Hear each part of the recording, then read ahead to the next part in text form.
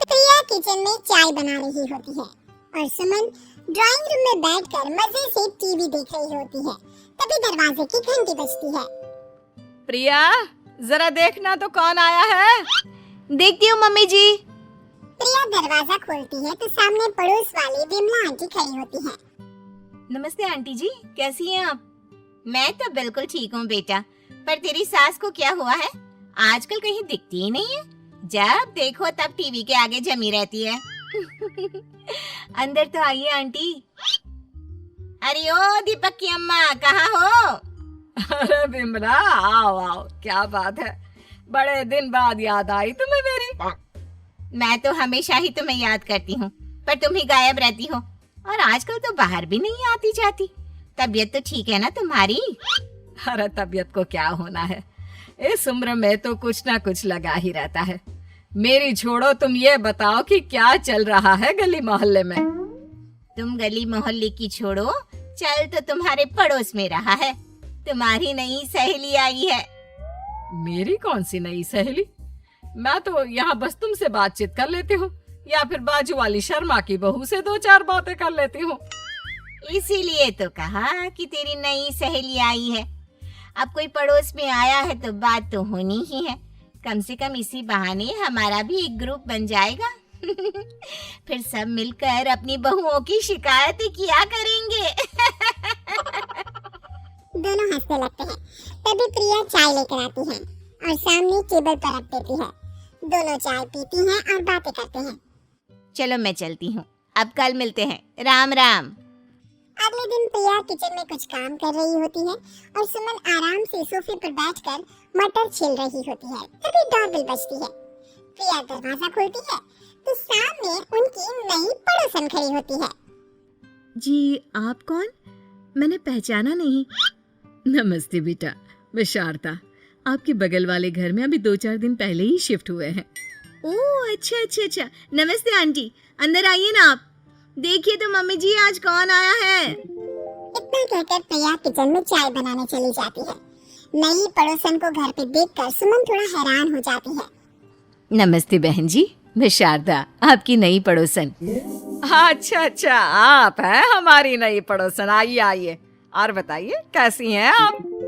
जी बिल्कुल ठीक हूँ। वो दरअसल घर पर छोटी सी पूजा रखवाई थी, बस उसी का प्रसाद देने चली आई। सोचा इसी बहाने नए पड़ोसियों से भी मुलाकात हो जाएगी। ये तो बहुत अच्छा सोचा आपने। सुमन प्रिया को आवाज लगाती है। अरे ओ बहू, जरा चाय पानी का तो आके पूछ लो। ये आजकल की बहुएं भी ना, जब तक बोलो नहीं तब तक कुछ नहीं करेंगी। आई मम्मी जी। प्रिया चाय लेकर आती है। दोनों बैठकर चाय पीती हैं और खूब सारी बातें करती हैं। अच्छा बहन जी, अब मैं चलती हूँ, फिर मिलते हैं। अब तो आना जाना लगा ही रहेगा। शारदा के जाने के बाद प्रिया किचन से बाहर आती है। क्या बात है मम्मी जी, आप दोनों को देखकर तो लगा ही नहीं कि पहली बार मिल रही हो। आप दोनों तो बिल्कुल बिछड़ी हुई सहेलियों की तरह बातें कर रही थी। अरे जब दो औरतें मिल जाती है ना, तो बातें अपने आप ही निकल आती है।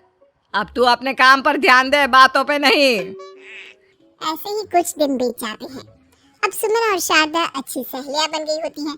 दोनों एक साथ मंदिर जाती, मार्केट जाती और कभी कभी तो विमला भी इनके साथ मिलकर खूब हंसी ठिठोली करती।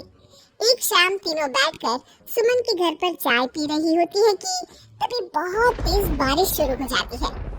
सुमन जोर से प्रिया को आवाज लगाती है। प्रिया, ओ प्रिया, देख कितनी तेज बारिश हो रही है। जाके छत से सारे कपड़े ले आ, नहीं तो सब भीग जाएंगे। सुमन 2 बार आवाज लगाती है लेकिन प्रिया का कोई जवाब नहीं आता। शायद प्रिया कुछ काम कर रही है, इसीलिए कुछ जवाब नहीं दे रही। अरे काहे का काम, आराम फरमा रही होगी महारानी।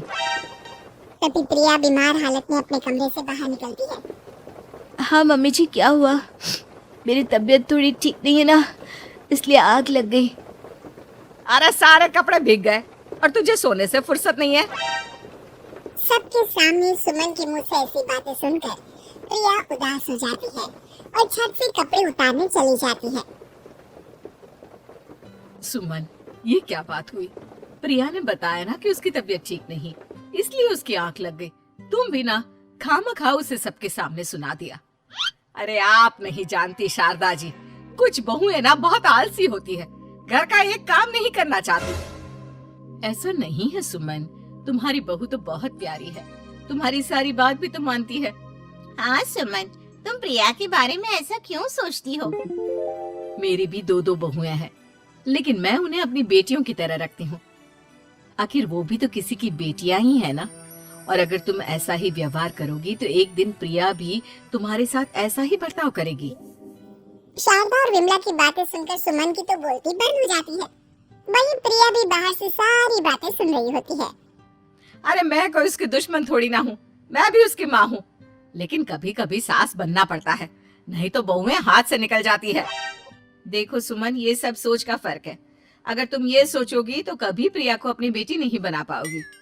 इतना कहकर शारदा और विमला वहाँ से चली जाती हैं और सुमन अकेले बैठकर उनकी बातें सोचने लगती है। अगले दिन प्रिया और दीपक अपने कमरे में बैठकर बात कर रहे होते हैं और सुमन उनके कमरे के बाहर कुछ काम कर रही होती है और उन दोनों की बातें सुन लेती है। दीपक, तुम्हें पता है हमारे पड़ोस में जो शारदा आंटी है ना, बहुत अच्छी हैं। अच्छा, ऐसा क्या हो गया जो तुम्हें वो इतनी अच्छी लगने लग गई? कुछ खास नहीं, बस कल जब मम्मी जी मुझे सबके सामने सुना रही थी तो शारदा आंटी ने मेरा साथ दिया। मैं तो सच में हैरान ही रह गई थी जब उन्होंने मम्मी जी को मुझसे ऐसा बर्ताव करने के लिए मना किया। अच्छा, फिर क्या हुआ? होना क्या था, शारदा आंटी तो मम्मी जी को समझा ही रही थी कि बहू को भी बेटी की तरह ही रखना चाहिए, लेकिन मम्मी जी तो मम्मी जी है ना, उन्हें तो मुझ में हमेशा कमी ही दिखती है। काश मुझे भी शारदा आंटी जैसी सास मिली होती जो मुझे भी अपनी बेटी जैसी समझती।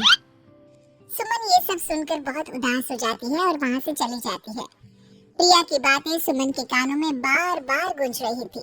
उसे बहुत शर्मिंदगी महसूस हो रही थी कि उसने प्रिया के साथ बहुत गलत किया है। अगले दिन सुमन शारदा और विमला को बुलाती है। क्या बात है सुमन, आज तूने ऐसे अचानक क्यों बुलाया? सब ठीक तो है ना? हाँ हाँ, सब ठीक है, तुम दोनों बैठो तो सही। तब तक दीपक और उसके पापा भी आ जाते हैं। प्रिया, तुम भी आ जाओ। क्या हुआ मम्मी जी, आपने बुलाया? हाँ प्रिया बेटा, मैं आज सबके सामने तुमसे माफी मांगना चाहती हूँ। मैंने आज तक तुम्हारे साथ बहुत बुरा व्यवहार किया है, लेकिन तुमने कभी भी मेरे साथ बुरा बर्ताव नहीं किया।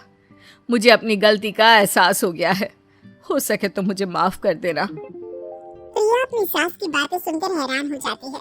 उसकी आंखों में आंसू आ जाते हैं। प्लीज मम्मी जी, आप मुझसे माफी मत मांगिए, मैं भी आपकी बेटी ही हूँ।